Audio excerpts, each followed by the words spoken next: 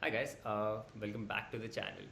Today I want to talk about Tarot de Masai or Tarot in general, and especially has to do with the court cards. Now here are the court cards. I think if you're familiar, I think the most widely known is RWS, the Rider Waite Smith, the one illustrated by Pamela Smith with the Golden Dawn, if I'm not wrong, in the background serving as how she was going to visually represent the cards in the tarot deck. This one is Tarot de Marseille. So this was created in 1760 in France, in Marseille. So that's that. I kind of Nicholas Corver or someone made this deck, and this one, the CBD one, is just like remake of the old deck. Now there are a couple of other decks like Visconti, which is pretty much Tarot de Marseille but with like golden stuff going on for it. It doesn't really matter. Now here, this video, I want to talk about the court cards. So your court cards are basically, it starts with Valet, which in RWS would be page, this one, right?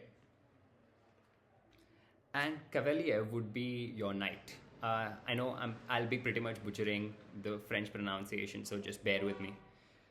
Then there's Roi de Denier, which is King of Pentacles. I think Pentacles is for the coins in RWS.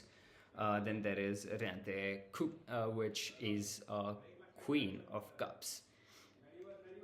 Now, what I did want to talk about is something fascinating that I realized when reading biography of Bernini, which talks so much about the court life, which made me kind of want to connect the tarot deck and the courtly life. Also reading Giorgio Vasari's Lives of Artists, especially reading about Da Vinci and Michelangelo, Buranotti, butchering, never mind.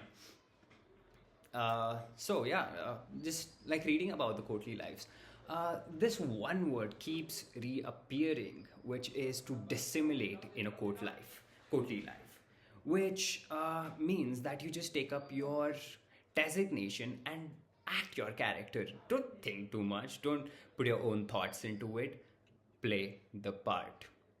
So I think when you pull a card, now I think tarot has nothing magical going on for it. I think there is a very good logic why tarot works, which is in case, like, for me the way it works is every day I pull a card, and that card could be either something good, like, let's say I pull a Reine de Coupe, which is Queen of Cups. So if I get a Queen of Cups, that means I'll be harboring and in a very safe position of my emotions, which is the way I'm going to act for the day, because somehow I will convince myself that I've got this. And if I get a bad card, let's say I get a bad card like Cinq de Denier, which is like 5 of Pentacles in RWS, or 5 of Cups, right? Cinq de Coupe, which are both bad cards actually, right? But you make sure, right, you deter the proceedings of that card, which is the way it helps you throughout the day. Just thinking about it, just you have to convince yourself and believe that this is what's going on, and this is how you should deter your bad day or something like that. And if I have a good card, then that means you need to keep it good for the rest of the day. So either way, it works very well. So the courtly life, right? So when you get something like, let's say, Valet de Bâton, which would be a Page of Wands in RWS, the page, I mean, he comes at 11, so it is new beginnings, numerologically wise, I think. So 1 is new beginning, so 11 would be, again, like, I don't know if, like, 11, 12, 13 comes in numerology, but I'm assuming it would just, like, relapse into the first 10 numbers. Anyway, so once you get a page of, say, wands, you are new to the experience, right? You're going to be new to this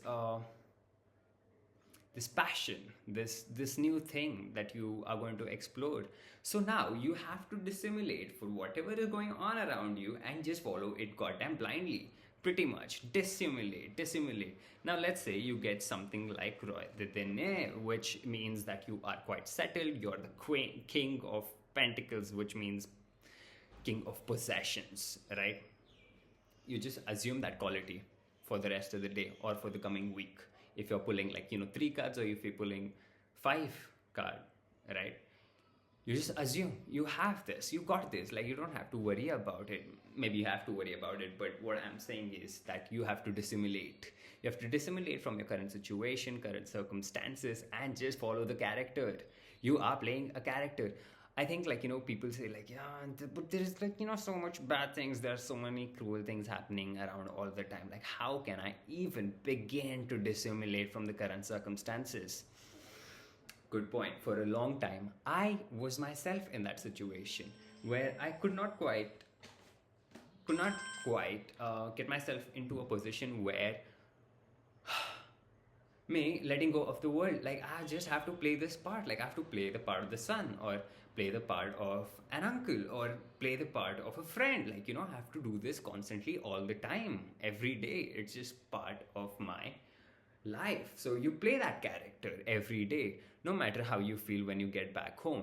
But the thing is, once you start playing these characters, right? I'm not saying be fake particularly. What I'm saying is knowing how to control how you behave and how you try to react to things helps you a lot. Definitely helps you a lot. Possibly helped Bernini in a lot of situation. Definitely helped Michelangelo in various circumstances. So that's what I wanted to talk about. I mean, there are many other aspects to tarot, and some might believe there is something magic, but I want to believe, like, even though I know there is nothing magical about tarot, it kind of makes sense for you to just imagine, just believe that tarot has some kind of magic in it, and there is some sort of, some sort of inner workings of universe which you can get into just by working these cards, which is sort of fascinating. Like, I like the aspect of William Blake. I mean, you just have to let your imagination run wild sometimes. You can't have everything calculated. Like, he calls the calculator god as Eurison, which is a play on word for your reason for everything. Like, when sciencey stuff gets too much and you're like, but for once, I want to believe in magic. I think you should be able to do that.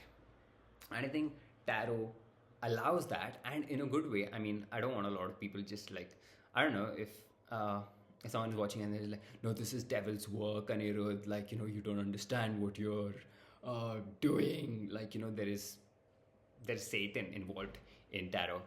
No, there isn't. It's just cards made. It's just playing cards. Tarot is actually just playing cards. And still a playing card, but when you think it logically, when you make it work logically, it works in favor of you.